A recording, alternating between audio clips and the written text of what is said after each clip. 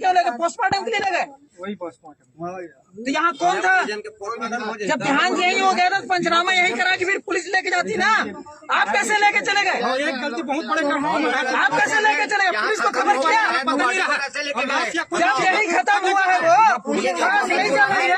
Police को यहाँ बुलाना चाहिए था। पुलिस पंचनामा करती बॉडी को लेके जाती। आप कौन होते हो?